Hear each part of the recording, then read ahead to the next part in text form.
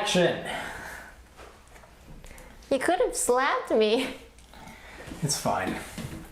Hey everyone, how's it going? It's Matt here with Dory, and today we're going to be doing a recap of the July Course of Fire for the ORPS match that we shot today. We just got back and had a quick bite to eat, as well as took a shower because it was disgustingly hot outside. Terrible. Yeah, so this was your first real match, right? Yeah.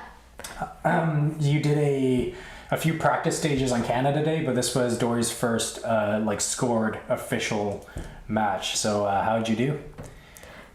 We learned that I shoot better than you do. Yeah, so today Dory beat me by 10 points, so one hit on the official ORPS stages. So I'm both extremely proud of her because that shows that I'm just such a great teacher, obviously. And I'm also a little bit sad. I honestly was not shooting the best that I could, but that's no excuse because that's just part of the sport. But yeah, I definitely dropped the ball on a few stages for sure. It was kind of funny because I found you shot most of the stages pretty well. Like you got, 5, 6, 7 hits. I shot some stages really well, and then I just got annihilated by some of the other stages. But that's just how life goes. So Dory ended up getting one more hit than I did on those 5 ORPS stages, and I think that's really cool. So how are you happy with that result? I did way better than I thought. So on Canada Day, when we went for the practice match, I did so bad because I was so nervous. My heartbeat kept getting in the way of my aim. So I was expecting to be terrible at this too, because I got really nervous again. But managed to calm down. Nice. Yeah, it's all about kind of controlling your heart rate and not getting too nervous behind the gun so you can get a nice steady shot off. In terms of the weather, it was blazing hot today again. On Canada Day it was hot. Today it was really hot. We got lucky because up until just recently the forecast was calling for thunderstorms when we were supposed to be shooting. So I wasn't looking forward to that. I hate shooting in the rain. I will take heat over rain, but it was still pretty hot today. So all right, talking a little bit about the preparation for the match. You want to kind of explain how we prepared you for it? How far back do you want to go? Not that far back. What we were doing at home basically to prepare you for this. So one of the big differences I found between the practice match and the actual match was the fact that we were able to know what the stages were and practice with similar obstacles as what you would be presented on the real match. So that helped me boost my confidence and knowing what my strengths and weaknesses were, so I had my expectations more closer to reality. Versus the practice match, I was fumbling and trying to figure out what's the best way to position myself. So the Course of Fire is released a couple of weeks before the match happens. And it's a good idea, especially for newer shooters, to take a look through the Course of Fire and to practice as best as you can at home, or if you're lucky enough, if you have a private range to shoot on, shooting off of the different types of barricades. So we would set up the barricades that we did have at home, like the milk crates and the ladders and stuff, and she would practice different positions and different ways of stabilizing her rifle setup on these different barricades. So she kind of was prepared for today's match. And I think it was really helpful for that. And in terms of, well, actually here, how about this? We just got you a new KRG Bravo chassis. I did a quick little overview video on it. How did you like your new upgraded chassis here? So when I first heard that this was going to be heavier than my original one. Yeah. This was her original super lightweight, somewhat flimsy synthetic stock, and we upgraded it to the KRG Bravo. Yeah, so already with this one, I was having trouble holding the gun up without support, and I was already shaking. And so when I heard that this one was even heavier, I was not pleased. The other thing I wasn't too much of a fan of was with that one, Matt built me a little pad to put my cheek on. Yep. Because it was too low for me. So the pad was really nice because it had a little spongy. There's a small piece of foam inside it. Yeah, so going to this one where I didn't need a pad, it was really annoying to have my cheek against this really rigid hard. She's not used to having a polymer cheek piece, but I think once you get used to that, it's pretty good. But how about the Arca rail on the forend there? What? The Arca rail, this clamp system? Yeah. So again, because I'm not familiar with how all this gun system works, so when he told me that I can adjust my bipod now, he was so excited. He was like, you can like do multiple things with it. Super advantageous. And I was like, I already have my head full and you want me to add more information? Yeah. But because we had a whole week to practice, I eventually got the hang of it and it just came more second nature. So all the things that I listed that I'm complaining about, I actually don't mind anymore because I'm just comfortable. Yeah. I've adjusted to what it is. Yeah, so the Arca rail is a huge advantage depending on what barricade you're shooting off of. And it clearly worked. I mean, she shot better than me today, so I think that speaks for itself. How is the magazine well? Because I know I'm really bad at finding the recessed mag well inside this larger size, but you were okay with it? So the first 3 days we practiced without magazines, so I didn't even think about it until you told me that you were trying to fit it in and you couldn't get in. That's when I was like panicking, like, oh, maybe I should practice putting in a magazine.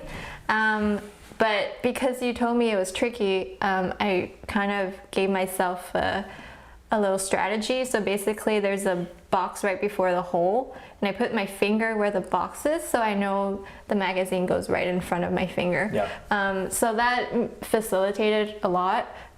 It's not like immediately going to click, but it doesn't take me that long to figure it out. Yeah, definitely more difficult than mine, but she has a trick now, so that's not a huge issue anymore. All right, so let's just go into the stages. Before we're going to just go each stage one by one. Let's quickly ask you what your favorite and least favorite stages were today. Well, for me, because I'm so new, it's like my first match. So seeing something that I'm familiar with and comfortable with it would be my favorite, which is the prone one.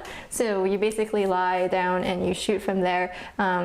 The gun is completely stable. I had a bag in the back and with my bipod in the front. So the gun wasn't moving anywhere. All I had to do was aim and make sure I had my dope correct. Yeah. And I did, so I did really well. Yeah, I think she got, it was a 12 round stage. I think you got 10 or 11 hits, right? Or I think it was 10. 10, yeah, that's really good. By the way, we just got back from the match and the official scores aren't posted yet, so we're just going off our memory. And we don't know exactly where we are in terms of the overall standings. But again, Dory beat me and it's pretty impressive. So what's your least favorite stage?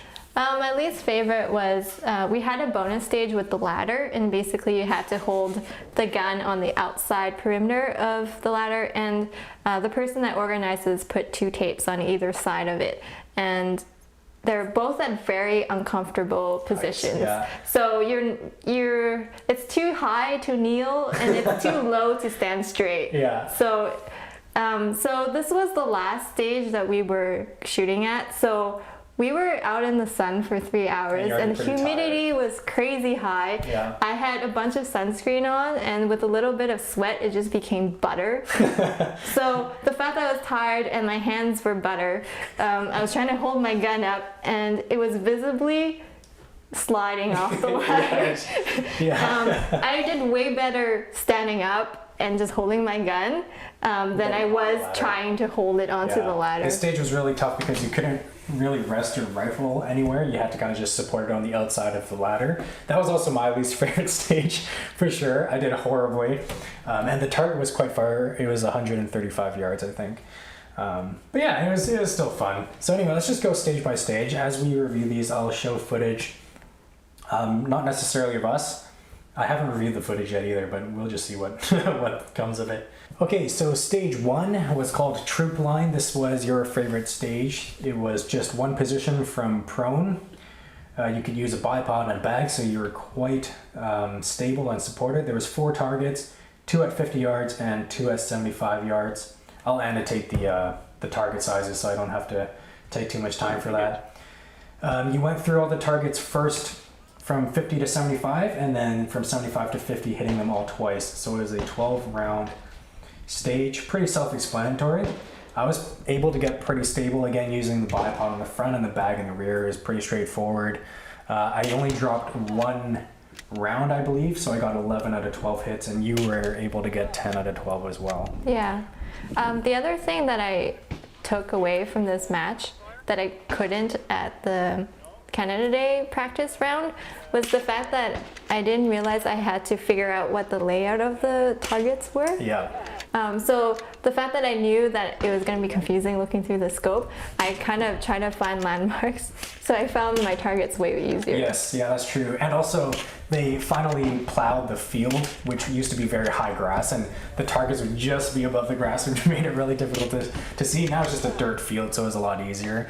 I noticed you were using your magnification adjustments more as well, so you would dial it in once you found it and yeah, more so for the longer ranges one. Right.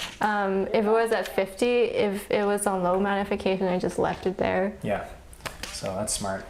Yeah, the stage was pretty self-explanatory, easy enough. Funny enough, no one cleaned it on our squad. I think the best anyone did was dropping 1 point. So me and Robert, I think, dropped 1 point. You should be pretty much. Hey Matt, when you were shooting the Yeah. 75, did you, when you were shooting the 2 shots the way back, did you alternate top to bottom? No. Okay. So I missed one, hit, and then 3, and then yeah. It's just kind of hard to tell. Yeah, I know. All right, let's go on to stage 2. This was the tire flipper. The tire would start lying flat on the ground, and you would engage 2 targets, one at 50 and one at 75 yards, once each. You would then ground your rifle, flip the tire over, and then shoot from the opposite side. And you would do that 3 times. So you would shoot off the tire total 4 times, 2 times each, 8 rounds at these 2 targets. How did you find this stage? Well, actually, first, what did you use on the front of your rifle? So Matt made this little bag. I don't know what it's called. So it's just a small flat bag that is very similar to the Area 419. I believe it's called a grip changer. But we purposely put the arc rail on here crooked so that when it's mounted onto the rifle, it's on basically a 45-degree angle, so it's not straight with your forend, and that gave a little bit more side-to-side stability on the tire, which I think worked pretty well. It worked really well for me because when I'm trying to get down and lie down on the ground, my gun kind of wobbles quite a bit. Yeah, it's top heavy with that scope. Yeah, so when this was parallel to the gun, that was when in our practice round I knocked the barrel by accident because I didn't realize the gun was wobbling off the tire. To have it horizontal, it really stabilizes the gun more, so I had more room to maneuver my body in the right position. It's funny, 3 of us in the squad ended up using this bag because it just worked out really well. And I also shot with this bag in this sort of crooked position, and it worked really nicely, I think. Grounding the rifle between flipping the tire, you needed to be careful because you didn't have a bipod, since you're only allowed, well, it was just in the way, so we took it off. So you just didn't want to just throw your rifle on the ground. But besides that, I could get a pretty solid position. And I shot this stage fairly well too. I think I dropped 1 or 2 hits. And how about you? Do you remember? It's hard. This was the second stage we shot, and it I have no memory. 6 hours ago or something. But I think we did pretty well. We could get pretty stable on it. So close. I know. 30 seconds. I want to go up the side too. So bad.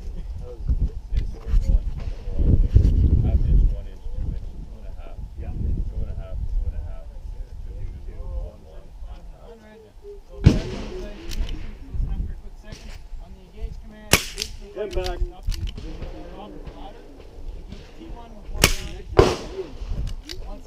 Alright, I'm loading so clear. All right, let's go on to stage 3. This was low, medium, high. There was 3 barricades to shoot off of, a single milk crate, a double stack milk crate, and then a 55-gallon drum stood up as normal. This was a bit tricky because the milk crates were different size than the ones I have at home we were practicing off of. You want to talk about that a bit? So we had multiple strategies when we were practicing, and we finally came down to one that I really liked. So my biggest difficulty was the one with the first one single milk crate.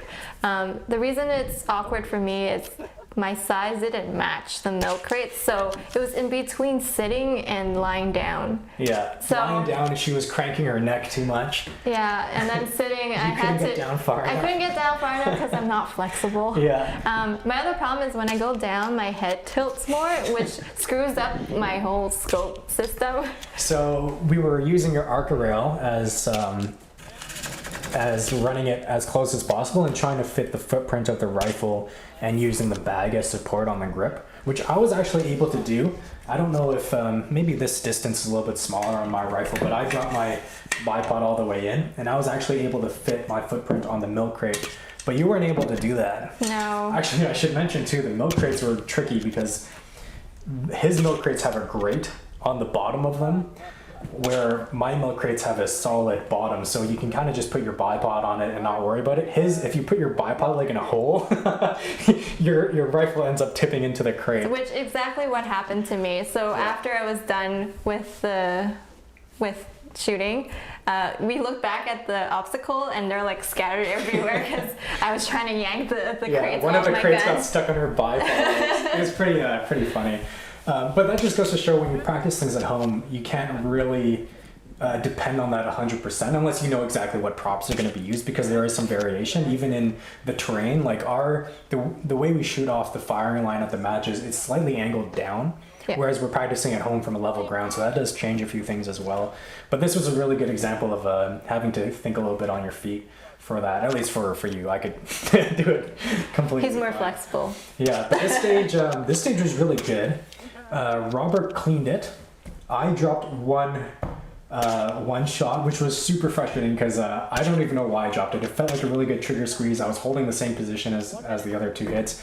I just missed one. I'm gonna blame it on the ammo. But I did really well. Do you remember what you got on it? I'm pretty sure I missed most of the first milk crate. Okay. And I knew that, so I knew I couldn't spend too much time on that and Yeah. just moved on to the second milk crate and the barrel. The barrel, I knew I can get all of them. Yeah. So Sorry, going back to that point, it's really good to know, based on the target sizes and the distances, sometimes it's worth not rushing through shots, but trying to get all your shots off and not timing out if you know the later shots are a more probable hit for you. Yeah. And that's what we talked about before. So she wasn't going to spend an enormous time on the first milk crate because it was a very uncomfortable position for her anyway. She wanted to get up to the top levels where she knew she was going to make all those hits. Yeah. And I know you made all the hits on the barrel. yes, I did.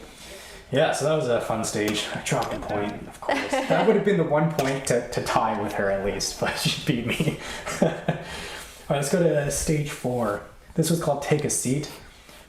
Arguably my least favorite stage, tied with the bonus ladder stage. But this was a folding chair. It had to be facing to the right side of the range and your butt had to be on the seat.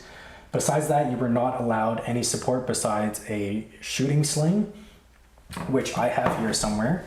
So I've actually made a couple slings for some guys that I shoot with. Mine here, for all intents and purposes, functions very similarly as the short action precision sling. It's just a homemade version by myself. I have a self-constricting arm cuff, so as I load the sling, it kind of tightens around my arm, and I have a quick tension adjustment here. So I use this, I wrapped it around as per usual, I kind of tensioned it up, and I tried to use my knee to support my rifle as well, and I could actually feel the sling stabilizing on me. However, I couldn't get a good solid position because my knee and my arm was sweaty, so it was kind of like what you said, it was like butter. So it was pretty difficult. You would shoot five rounds at T1. After 5 shots, you would ground your rifle and do 5 push-ups or sit-ups. However, people started doing 5 jumping jacks, which I think is cheating. So I was doing my push-ups, but I couldn't do my push-ups either because I had so much sweat on my head that my glasses started falling off my head. So I was trying to catch my glasses and do push-ups at the same time, which is just super brutal. By the way, too, my arm cuff has a quick detach, so I could quickly get out of my sling, do my push-ups, as horrible as they look. And then when I went back up onto the chair, I did the hasty sling method, so I didn't have to worry about the cuff. And then I had to engage another target, which was further at 75 yards for another 5 rounds. So 5 rounds at 50, push-ups, 5 rounds at 75. The 75-yard target was 3 inches, which was really hard to hit. I think I only hit it once or twice. That was really tough. So how did you find it? Dory did push-ups, by the way. Yeah, I don't like getting an advantage, so I was like, I don't care if I'm too weak, I'm just doing it. But I also knew that this was a difficult stage for me. The fact that I shake when I have to hold my gun unsupported. And I also knew from Canada Day that I couldn't put my elbow on my knee because my sweat was making me slip. Yeah. So instead I put the trigger guard right on my knee, and it was more stable. It wasn't too bad. I managed to hit most of the ones at the 50, but when it came to the 75, Your arms are tired. yeah, I didn't hit anything. Yeah. A lot of after people the miss push-up. most shots at 75. It was a really small target to be shooting in that position. So yeah, that was probably my least favorite stage, especially since my glasses were like slipping off my head. That was really frustrating. But I'm gonna wear my contacts next time. Yeah, for sure. All right, let's go on. So this was the last stage in the ORPS stages before we get into the bonus stages. This one was called Overwatch. You know what? I'm actually going to say this stage is my least favorite. I shot this stage horribly. I only got one hit. It was a 15-round stage, wasn't it? Let me see. Yes. Yeah, yes, it was. 15-round stage. I only got one hit. It was hit to advance, so if you didn't hit a target, you couldn't advance to the next one. There's only two targets, one at 75 yards and one at 100 yards. 1.5 inch and 2 inches. So you had to shoot off the highest rung of the ladder that you could given your height. So I was at the very top, and I had to engage the 75-yard target until I hit it and then transition to the 100-yard target. I was very unstable because I was borderline not really able to shoot off that So it was an stuff. awkward position. It was very awkward for me, and I had my bag under my rifle originally, but it was just a little bit too high for my comfort, so I actually ended up dropping this on the ground and stepping on it, which does go to show how strongly I make my bags. I wouldn't recommend doing that, but obviously since I make my own bags, I can repair them if it were to explode. But I just put all my weight on it. I stepped on it for the full minute and a half, and you can see it survived. So my bags are good to go. But I was just so shaky. After I hit the 75 once, I never hit the 100. It was pretty embarrassing. Yeah, I didn't really practice that either. So it was definitely frustrating just firing shot after shot. I couldn't really see my splash very well because the dust plume, I couldn't tell if it was blowing one way or the other. So, but Dory, you want to talk about how you did? So yeah, so a bunch of people went before me, before my turn, and didn't do so well. So I didn't have much expectation. A lot of people got stuck at that 100 target. So a funny thing happened. I was shooting for the 75, and after my fifth shot, I hit it, but I guess my aim was so good that it just knocked the target over. Oh yes, yeah. So the first time she shot the stage, she broke it, and we had to do a cold range so that the RO could go down and fix the target she broke. Yeah, so I had to redo my course again. Yeah. Second time around, I started getting nervous because by the fifth shot, I still wasn't hitting it. But eventually I got it. And once I got it, I kept hitting the 100. Then I went back to the 75, then the 100. It was pretty amazing because most people can hit the 75 okay, but at the 100, if they did hit it, they have to, fire a lot of rounds. I think on your first try at the 100, you engaged it and hit it within 1 or 2 hits. And I was like, yeah, 1 or 2. Totally amazed. I was like, oh my gosh. So went back to the 75, hit it. Yes. And then went back to the 100, hit it again, and then came back to the 75. Yeah, so I was switching quite a bit. Good for her. That was, I think you got 5 hits, which was really impressive. Yeah. I don't remember. I think it was 4 or 5 hits, which is pretty good. Also, that was a 15-round stage, so you want to talk about the mags you were running?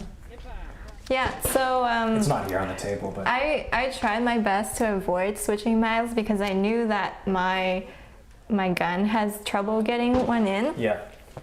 So most of the time I made sure I had the exact amount of bullets to be shooting. But once we got to that 15 round Even the course. magazine I have with the 3-round extension on it, she would have to reload anyway. Yeah. So I had one with 13 rounds and then a second one with 10 rounds, but obviously I didn't use them all. Yeah. Yeah, so I had to switch, and luckily I found the slot. Pretty quick. Yeah, she yeah. got all her rounds off. She didn't time it. So I had on my belt, I have this little system here I have a mini dump pouch as well as my little mag pouch here. So I carry 2 mags on me. And so when I need to do a mag switch, I can just easily pull it out, dump my mag into the pouch, and insert a fresh one. How did you carry your spare mag? Did you just put it on the ladder? Was it in your pocket? It was in my pocket. So I have one that I'm loading in the beginning on the front, and then the one that I'm recharging would be at my butt. Oh, I see. So you just do a reach around. Yes. So That's it was interesting. easy. And I always made sure it was popping out of my pocket. So you could grab it. That I could grab Yeah, it that's smart, especially easily. with girl pants. If they're tighter or something, you fish around there forever. Another tip for any shooters watching this is even if it's a 10-round stage and you have 10-round mags, carry an extra mag in your pocket, because if you have a brain fart and you forget to top up your mags, or if you have a failure to feed or a light strike or whatever ejection issues, you can just pop in that next mag and be ready to go.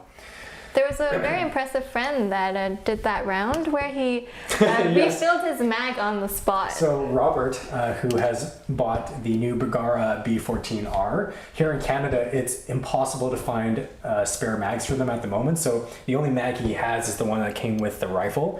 So anytime a stage of fire has more than 10 rounds, he brings his little box of ammo and he sets it to the side, and he'll manually load more rounds into his magazine And he didn't time out. He managed to get through it, I think. I think he got 6 hits, which is pretty impressive. So yeah, a thumbs up to Robert for being able to do that on the clock. He shot really well today, I think, so good for him. All right, let's go on to the bonus stages. I hated that stage. That stage was the worst. Because I beat you. Well, and I only got 1 hit. Like, it was so embarrassing. But let's go on. So the bonus stages. The first one is called Mad Minute.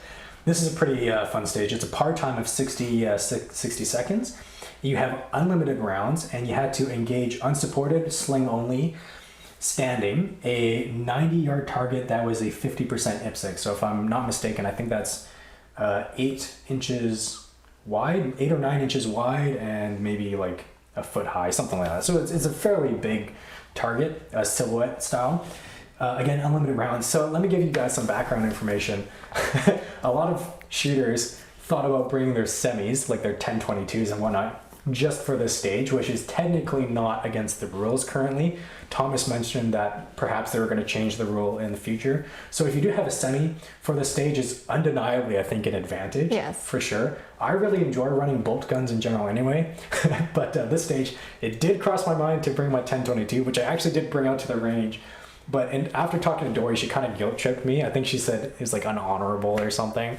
My pride is too high. I can't help it. So I felt bad. So I ended up using my bolt gun. I actually did better than I thought I was going to do for having to cycle my bolt each time.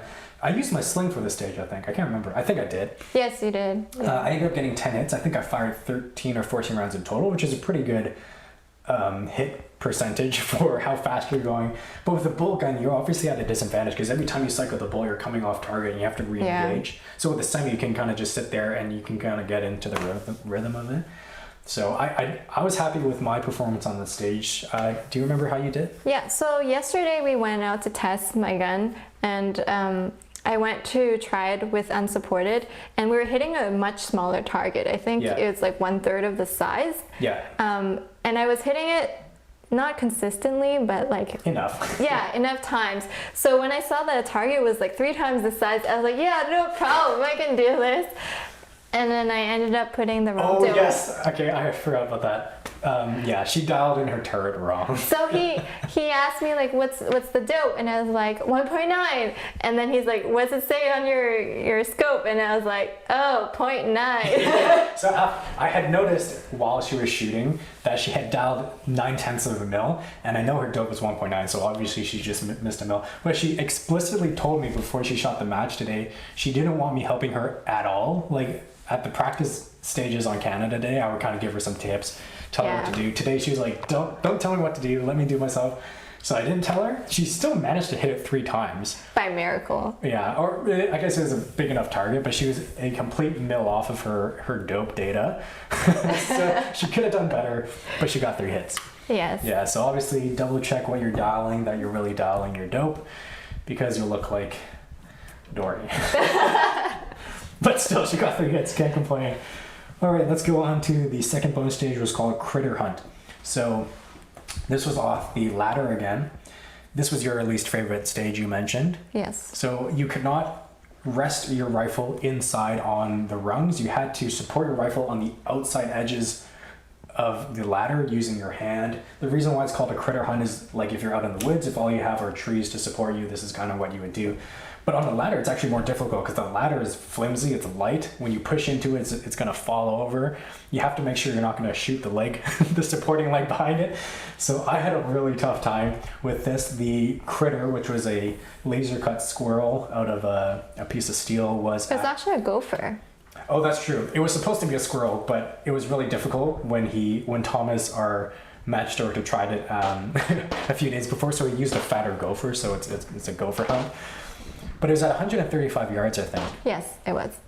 Yes. So and you had to do it 5 shots from the right side and then 5 shots from the left side, which is just like insanely difficult. Also, you had to make sure that your rifle was at the indicated markings on each side, which were different. The right-hand side was higher, the left-hand side was lower. And your gun had to touch it. Yes, and your gun had to touch the piece of tape. So I tried to use my bipod and push into the rifle, or into the ladder, which wasn't too stable, and then cycling my bolt was really hard, keeping my rifle up. Yeah. I knew my dope for 135, but I think I hit it a couple times, but not as much as I wanted.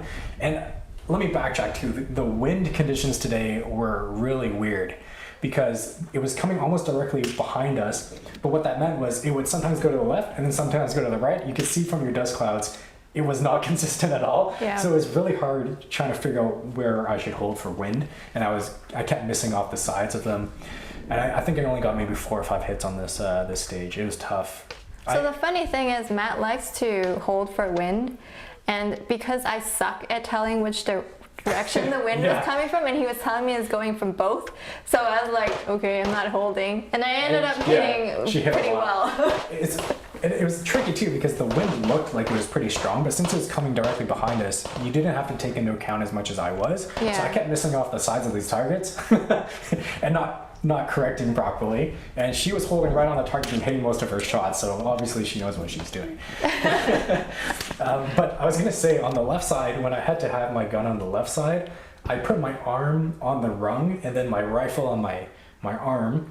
2 problems with that. First off, this is not a very comfortable thing to have on your arm. Secondly, my gun's pretty heavy, 14, 15 pounds. It actually hurt and left a mark. Actually, do you see that? Oh yeah. I have a mark here on my arm from doing that, so it wasn't very pleasant. And I only ended up getting, I think, 1 or 2 hits on the left side. Do you remember how you did? I think I got 2 hits, but only on the right side. By the time I got to the left, I was shaking so uncontrollably. I didn't get anything. It was And a very tough like I stage. said before, I was way more shaky in this round than I was just standing. Yeah, it was really tough. So Thomas, if you're watching this, you suck. All right, let's go on to the last bonus stage. This was called barreling down range. This was pretty fun. There's 3 targets. They were 4 inches at 100, 6 inches at 150 yards, and a third, I can't read it, it's really small, half IPSC at 200 yards. So 100, 150, 200. You would engage each target twice. You would go T1, T2, T3, T2, T3. So closest, medium, furthest. Twice each, 10 rounds. And this was actually really fun. You could use the barrel in any way you wanted. So most people, I believe, just shot off the top of it, especially if you could fit your rifle platform on it and just use the bag at the back. That's what I did. My win calls were atrocious again, so I think I was missing the 150 and 200 quite a bit, but I got a couple hits on it. I think I got like 5 or 6 hits on this. How about you? I got most of it, I think. Yeah, she was doing really well. I think she hit the 200-yard target all 4 times. I'm pretty sure. I believe I missed once on the 200. Oh, 3 out of 4 times? Yeah. It was really good, really impressive. And what was neat too is, what did you see when you hit that target?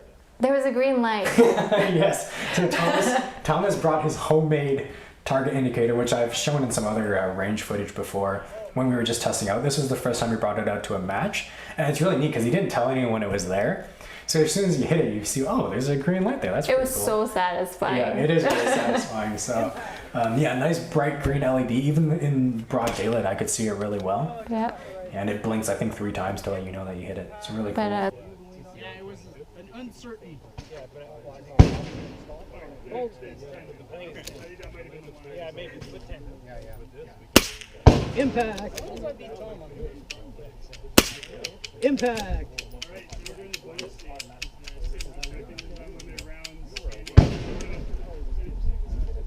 So that one that they did.